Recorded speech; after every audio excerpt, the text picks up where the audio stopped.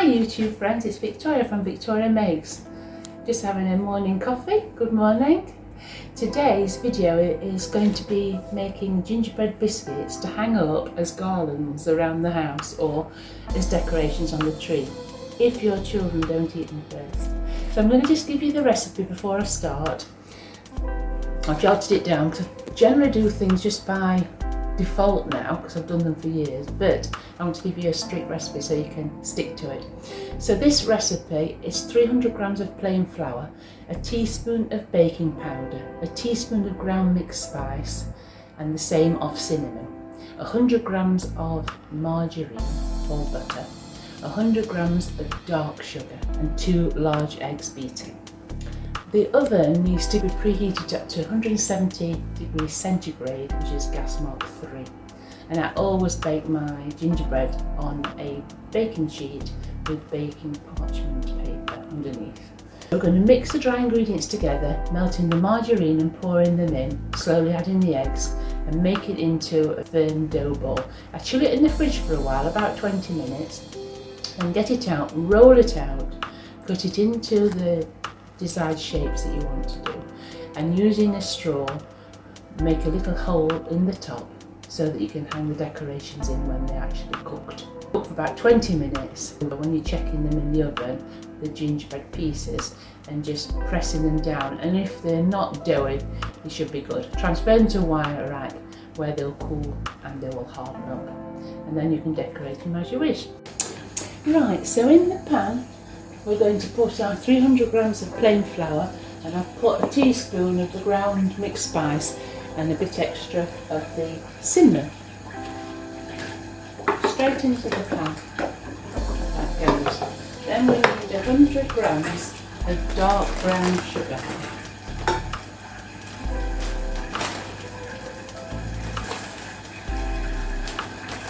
This is what really gives it that unctuous gingery taste as well. I'm adding the teaspoon of baking powder, and I've also added 2 heaped teaspoons of black treacle. I found that really makes the mixture dark and gingery. So what we do now is just bind it together. I'm going to crack 2 eggs, beat them together, and then slowly incorporate them in.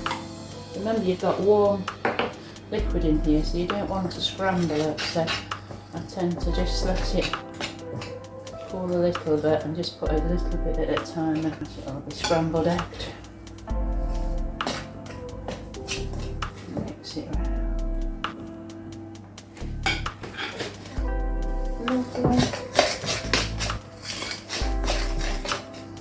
Right, now that is nearly incorporated in the bowl.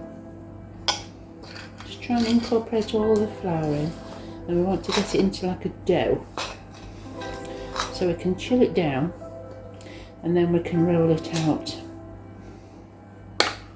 Might need a slight little bit more flour on that, but you will do on your board anyway. So tip flour onto your baking parchment paper.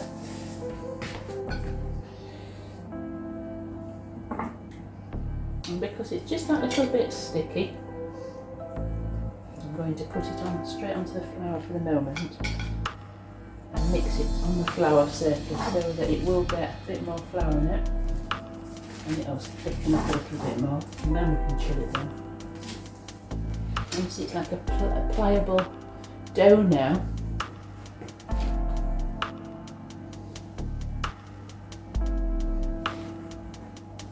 Just needs chilling 20 minutes to go cold. So I've taken out the gingerbread from the fridge. It's been chilling down for about half an hour. Okay, so it's nice and quite firm. I'm going to put the gingerbread on the floured surface.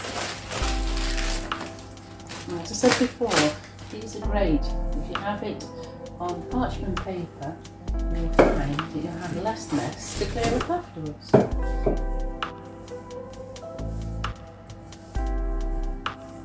You want to be doing it to about 2 centimetres thick. It's got a lovely brown colour now, as you can see, because of the treacle has made it nice and brown. If it tears a little bit, just that's not a problem, just stick it back together. That's lovely. So now I want to get a cutter. Over the years I've collected a lot of these cutters. And so it's just a case of what should we do. I like to do hearts at Christmas and make a garland with it. But you can do any shape you want. So I've got gingerbread men. This would be nice to make gingerbread men for little children. It's a nice small one. And that would be a good one to do. But I also do nice big hearts as well. I like the heart shaped ones as well. So we'll go with the gingerbread man. And so they've all been washed and dried. And basically we need to put them in the flour so they get flour around the edge. And then start basically putting them out. And what I do is I get a nice big baking sheet with parchment paper on, cut out the gingerbread men and place them onto the baking sheet. Depending on the size of your cutter, depends on how many you get from this mixture, of course. If you want to do a really big gingerbread men for the kids to eat, then you'd get probably half the amount, wouldn't you, because this is a very small cookie cutter. But this is perfect for this purpose that we're doing today. It's a nice mixture because with the addition of the brown sugar and the black treacle, it's got a lovely flavour to it as well. So when these are cooked, I'll go through how to hang them up and how to decorate with them. Right, so that one's lost its arm as well. So then we get all the mixture back together again in a big bowl, and then roll it out once more, about 2 centimetres deep. And watch your edges, because I've been going over the edge and then found this because I've got a little hand. So when you put this in the oven, the kitchen will smell lovely, just like when you bake your cake, Christmas cakes and puddings, you get that lovely ginger cinnamon aroma. Just smells lovely of Christmas. Right, so I've got quite a few there on there.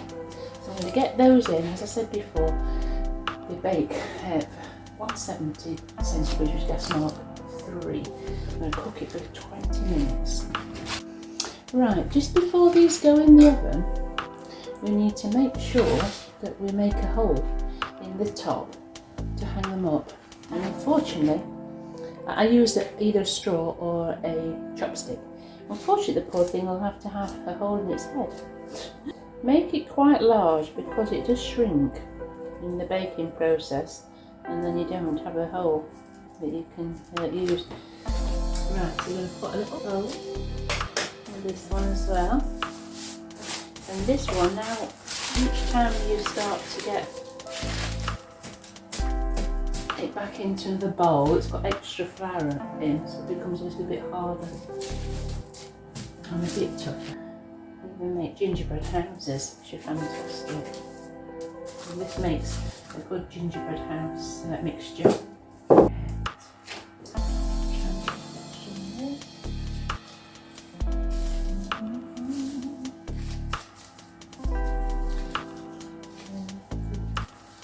Gingerbread men. Then make the hole again before we go in. And you try and make it a couple with a small hole, and then you'll see what I mean. Just make sure they're not touching before they all go in the oven. And we'll have a little look at them in 20 minutes. Hi, so I've got gingerbread men out of the oven. The kitchen smells gorgeous. It'd be lovely if you've got guests coming and you make some gingerbread and get, let them have some with their cup of tea or coffee. And then the house smells really, really nice. So I'll show you what I've done anyway. So I've dusted off the gingerbread men. I roll them out on flour and they did get some flour on.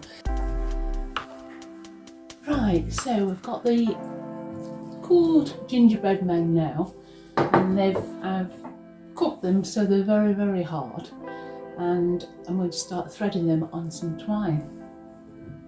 I've also had a little look in my fabric stash for Scandinavian designed fabric, and I've cut some hearts out. I thought it'd be nice to put a few little fabric hearts randomly on the actual garland to give it a little bit more detail. So we're going to start off, and I've got myself a long roll of twine, and I'm going to roll out quite a lot of it to start with. I've threaded the twine through a darning needle to make things a little easier, and I've brushed it with a brush. I'm just going to basically thread through the gingerbread around the hole. And I'm going to have to work out really how long you want the garland. So work out sort of where you're going to sort of hang the garland and what width you'd want first, and then you can check the length and the spacing and getting some idea really of where it wants to be. So ideally it's good if you make a knot at each gingerbread. So knot it on the top, thread it through, and just knot at the top there, and that hopefully will keep them from moving on. You can also thread beads if you've got beads, or any other thing that you want to put on, any decorations, anything you've got basically, put whatever, you could put one of those on. Really just add what you'd like. Ribbon's nice, but what we'll do, we'll get to that in a bit. So we're just going to thread some gingerbread men through. So the hole, I made a nice big hole, as I said, so that... Right, so YouTube friends, I've hung it up. Sorry, I haven't got anywhere really else I can put it. But if you put it on a tree or on top of the fireplace, it'll be really lovely. And you can see, it looks, really nice.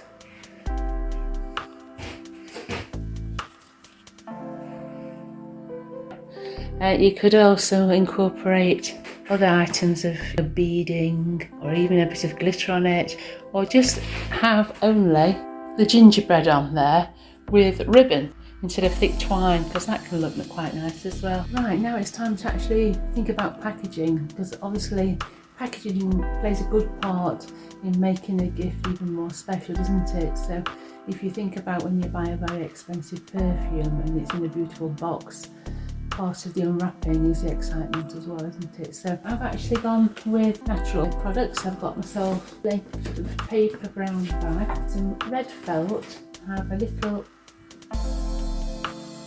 wreath, see how small it is, and then I've cut a little gift tag out and put a bit of string on the end, and I've got some more of the baker's twine, and I found this little heart out of my button box, which I got, I think, from one of the children's Christmas reindeer chocolates a few years ago. So I've put the glue gun on, and we're going to start assembling the outer packaging so we can put the garland in there and make it look really, really nice. Alright then, so it's like the glue gun is about ready, so I'll just fill it up a little. So we've got plenty. And all I want to do is, with the glue gun, just try and see if I can stick this little heart on and secure it, and then put it somehow on the bag as well, so it looks a little bit more special. So with a little blob of glue, I'm going to just try and secure this heart in the right place so it hangs pretty. The top, like so, and then try and get the middle. roughly, and then try and secure this onto the paper bag.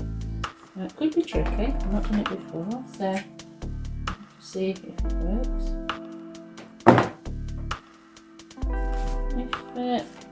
If you're going to have to store this item for long, you know, you're doing this quite a bit before Christmas, then I would do it and put it somewhere without anything on at top, you know, so it's not going to couch. Put it with a lot of other parcels, it might actually knock it off. I don't think it will last forever. I'll just try and get all these little bits of dry glue out of the ways. Lovely. So that's made it even nicer, isn't it? And then I've got a little tag to hang up, and I'm going to use what I did use the other day, and maybe put this reindeer on either the gift tag or on the gift bag. Yeah, see what it looks like in there. No, I don't think that's needed at all. I think that's lovely like it is. I think if it fits on here, just that little bit big, but you know, I don't think that really matters. So, and it went on really well with this glue stick earlier on. Now when I did it in the week on the other gift with it, I'm going to use that, I think, again. Let's see about. So, obviously you can cut pictures out of old Christmas cards or print something out off on the internet, because there's plenty on the internet to choose from and download. Stick these two together.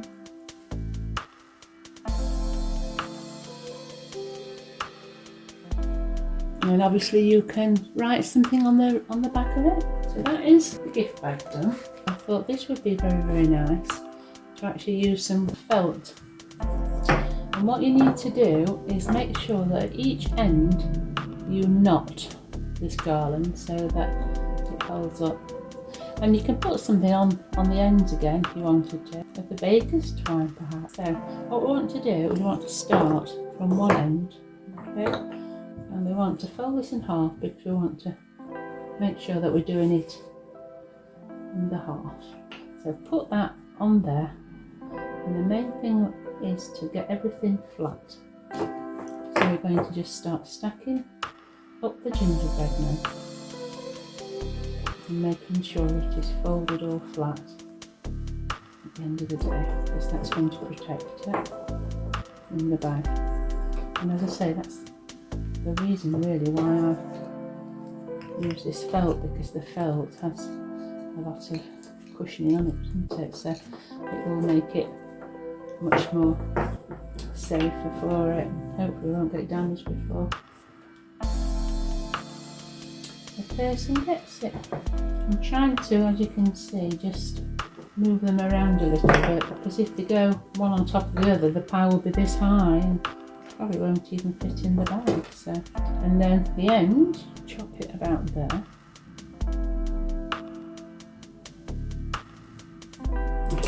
And then, like before, put a little bit of that baker's twine also on it for more decoration. And then lay it on. So now what we're going to do is carefully envelope it like so. So with a bit of twine, we want to start trying to secure this package. And we're going to need a lot of twine.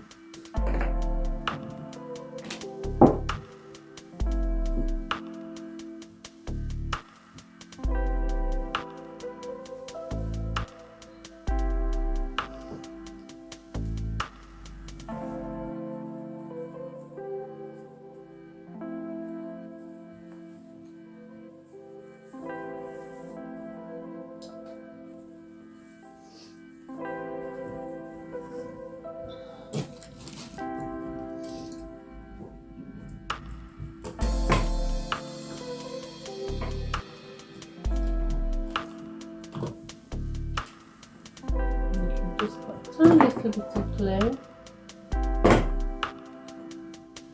on that twine and bind it to the other piece so that the ends are secure. Hopefully then it will hold up. Oh, that's part of that one. It's pretty secure now. So just to make it a little bit better. Right, we're going to finish this off now. So we've wrapped it up nicely. And I'm going to just try and see if it fits in this box. Well, yes it does. What I would have liked to have done is put that on the top of it.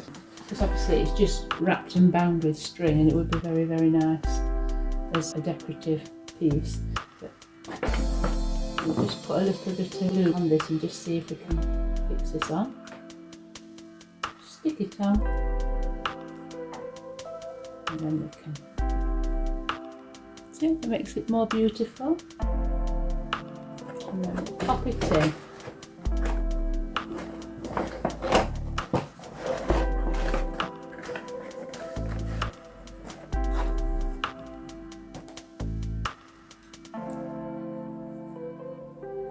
I like to tie up my bags, and there we are. So that was a gingerbread garland, Scandinavian style, and that will be another gift that we can put in a hamper, or give us a separate gift to a friend, or just use it and pop it in the house as a decorative item this Christmas.